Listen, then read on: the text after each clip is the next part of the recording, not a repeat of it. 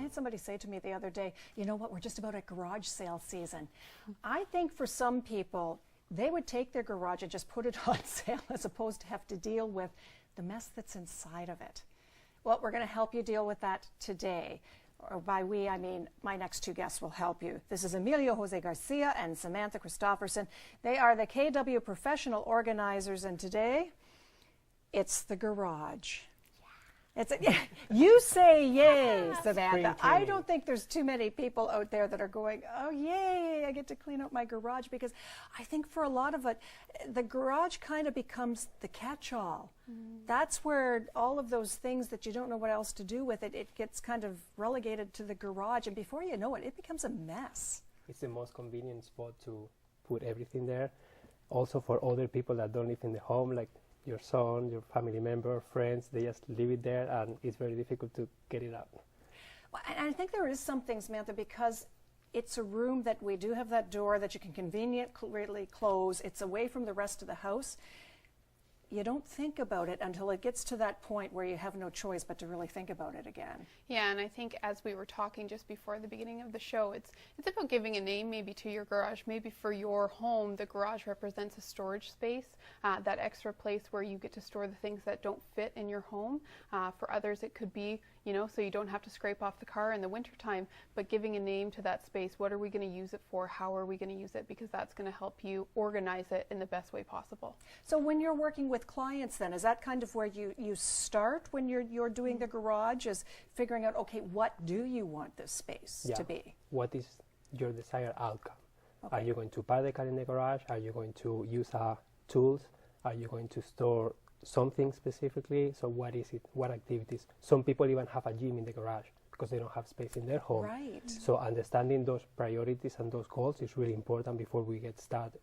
Yeah, and this really is, I was asking you before, are you seeing a lot of people wanting help with their garages? You said, oh yeah, this is the time of year, and being Canadians, it's a very practical reason. Tackling the garage isn't really something that you can do in the winter when it's cold. Yeah, it's one of those things that you want to have the sun shining, and you want to be able to pull open the roof, kind of use the best space of that driveway to sort, organize, and just feel calm and not have to work in a confined space, and certainly not with mittens and a toucan as well. So when you're pulling up to one of your clients and you're doing the garage makeover and helping them, get back whatever space it is that they want from that garage, how do you start? I mean, are you backing in a U-Haul that you're working with, or how do you do it? So first we do the consultation to see the space, to understand their goals, and to see how much items do they have. And then if they have a lot of things that they know for sure that they don't belong there, we normally bring a trailer or a truck. And then the first thing that we do is to remove as many items as we can from the space into that truck. Okay. And we will take those away, and we can donate them, or we can run an auction for them, or maybe they belong to someone else. We can do that service for them. And then now we have a little bit of space, and then we can set up a station. It's a folding table, and then we start dealing with all the items one by one. Okay, so don't expect this to be the quick couple of hours. Oh no, we can definitely do it pretty quickly. Can you really? So what's really interesting is that we often get the feedback that when we work with a client, they're like, wow, I thought this was going to take me 3 weeks, and we do it in 3-5 hours. If you're looking at a garage that when you open the door and we can't see inside of it, that's not going to be a 5-hour job. That's probably going to be 8 hours or maybe 2 sessions. It's basically every item requires a decision. So that takes a little bit more time, but it can be a really fun and fast experience. Fun, I stress, fun. Yeah. Yeah, I still don't think there's too many people out there, Samantha, that are going, yay, it's the garage time. I know that we've got some before and afters, and when I saw the one before picture, I almost had to chuckle, because I thought, okay, this is kind of the poster child of what most people's garages look like, with the clutter and all kinds of things in it. The only thing that's not in it is a vehicle. Yeah. There's no car in that, and it's become kind of the catch-all for everything. The after always has a vehicle in it, though. That's what's really exciting. So, you might not be excited getting into the project, but if you can block off a certain amount of time and you can dedicate a little bit of manpower, that pulling the car into the driveway and everything fitting and you still being able to reach things, that feels really good. So there it is. The vehicle is in the garage there. And what happened to everything else that was there? a lot of it's still there someplace that we're just not seeing it? Yeah, so in that garage, we didn't take a lot of things with us, to be honest. It was just our car, a little bit full in the back, and that's it. No trailer, no truck. Really? And basically, we just maximize the use of the wall space.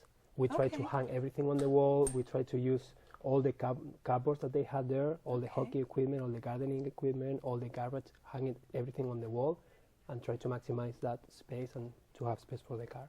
So is that really the key in all of this? Like when you're looking at a garage, it's almost the outside walls that have to be your friend when you're figuring out space and how to set this up. You want to think vertical, definitely, because normally most garages are higher than that 8 feet that you see inside the home. So looking vertically, finding some of those heavy-duty things that can be mounted into studs, getting that bicycle equipment or getting the lawnmower weed whipper kind of up off the ground, that gives you a whole bunch of area footage around the bottom. And then maximizing, as Emilio said, the storage units. How can we best fit things in there? Does it take an extra little hook? Do we need a nail here? Is it resorting and that kind of thing? And it takes a little bit of, let's look at this and how do we put this together, like a fun Tetris game. Again, fun. Okay, well, Samantha says it's going to be fun. So when we come back, we're going to talk more about getting your garage organized and get into some of the things, the ways that you can do that and simple ways that you can make it fun. Make your garage fun again when we come back, so stay with us.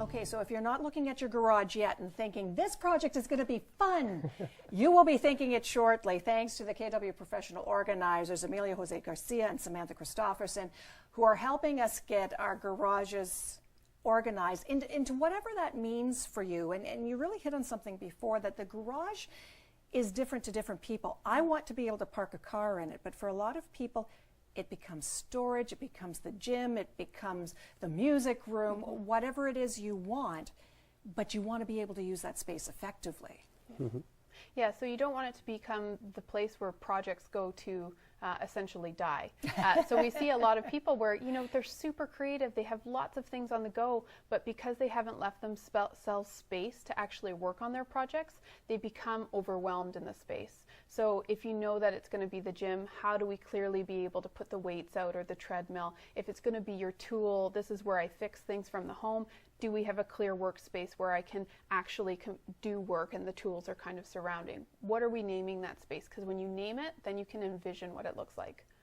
And then it's having all of the proper things to hang, to store, to place all of those things in. And I know you've brought a number of different things along with you today to talk about that. You know, getting the right pieces that you need, instead of just throwing it in there. Everything has a home, everything has a place. Yeah, there are a lot of different flexible solutions that you can have, hooks that can move, shelves that can adjust on height. You can also have like permanent shelving above the door, the garage door, and you can store a lot of things there. I was telling you about a project that I saw that I never really thought about, all that vertical space that you have in a garage, until I saw this. And literally, they had built shelving up, I don't know, would it be about 10 feet, 8 feet, I don't know what it was, all around the outside of the garage. But it was full of totes. Yeah. But what a great use of space. It wasn't in anybody's way, it was up high, but suddenly there became a place for things to be, and you said label the totes so that you remember. Yeah, so everybody in the family, if you're taking the time, masking tape and a magic marker can work. If you want to get fancy, you can get the label maker out, but that way anyone who's coming into the garage, they know where things are going to go. They're not going to end up in a different place, hopefully, because there's a system everyone can follow. Also, you know, if you're a recycler or green bin user, getting those things up off the ground, sometimes people find it difficult to lift that when it's filled up after the week or sometimes 2 weeks. Lifting that up can be difficult. You can do a raised bracket shelf just off the wall, or if you're handy, you can create your own out of just a couple pieces of wood, simple cut, fixture, and your recycle bin just fits right on top of that. So having those kinds of solutions not only gives you kind of that ease of use as well, so getting them up off the ground. And what I found for our family, and we did that with the stacked recycle bins then in our garage, it made such a difference in the amount of floor space we had then when everything was up vertical. And it's very convenient because you can open the door and you have all your garbage right there. You don't have to go into the garage. So if the car is parked, if you have to change shoes because you don't want to use the same shoes in the garage, it's very convenient to open the door and recycle everything right there. Absolutely. I'm looking at all of the hooks and gadgets that you have right here. I am one of those people that when I walk into, you know, the Home Depot or whatever, and I will look at the hooks because I love storage ideas, storage suggestions, and these are all kinds of different ones that you could have. The broom clip is probably our most handy and probably what you'd find in most homes, and you can find where you can just get single ones or you can get a whole variety, but these different types of hooks, they can be as simple as mounting onto a piece of wood in an unfinished base or in an unfinished garage, or maybe you just need one to hang that hose, or you need one to hang the bicycle, something to hang a drill off of. All of them, the unique shapes are really important. I'm wondering, when you sit down with your clients, how much planning you do then with the space. You've heard what they want, you've heard what their goals are. Do you sort of physically then sit down and kind of sketch out how you're doing things? Okay. To be honest with you, we don't normally do that unless they want a very specific solution. Most of the times we open the garage, we don't even know what's inside, and then we always bring a variety of things with us and tools and so on, everything, and we are ready to do almost anything. And what we do during the session, when we know what stays in the garage, we then plan with them the optimal space, and we just put it up for them right there and right now.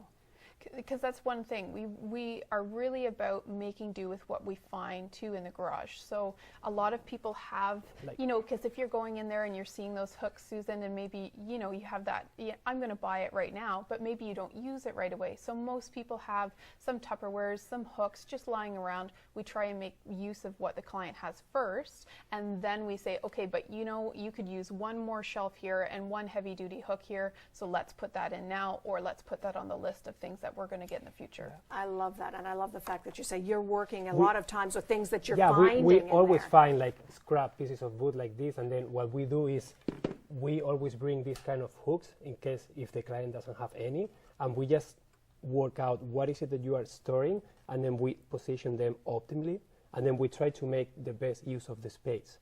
And then we can use this anywhere in the garage.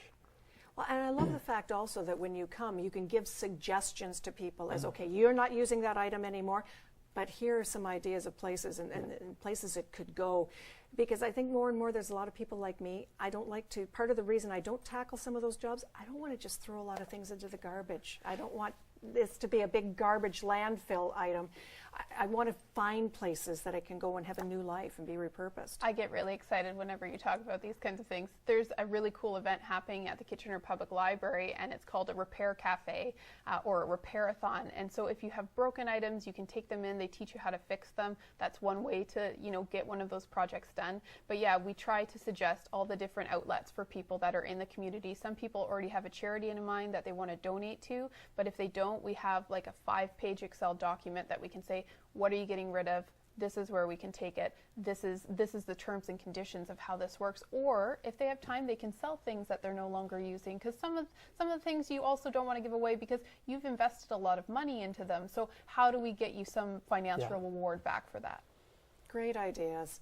You are making garage cleaning out fun. It is. It is people, fun. people say at the end of the session, they said, you know what, I was really skeptical, but I'm actually starting to have fun. And I like, quote unquote, that is from a client. So well, and that's because you guys are fun. And you're really looking at what the client wants and giving them what they want. And at the end of the day, everybody's happy. Yeah. And that's what we want. And you can get in touch with them at KW Professional Organizers to find out more. You're part of a great Canadian-wide organization of Canadian professional organizers. We are part of organizers in Canada, and they are coast to coast, and there are like 30 businesses around in this area? Yep, 30 businesses and over 500 across Canada. So you can get some great information. If we're not the type of people you get along with, you're going to find someone who can help you with this kind of thing if you're seeking help. I find it hard that people couldn't get along with you too. And I hope they're all as much fun as you guys are. Awesome. Thank you so much for all the great ideas. Love that. Thanks, Susan. More daytime still to come. Stay with us.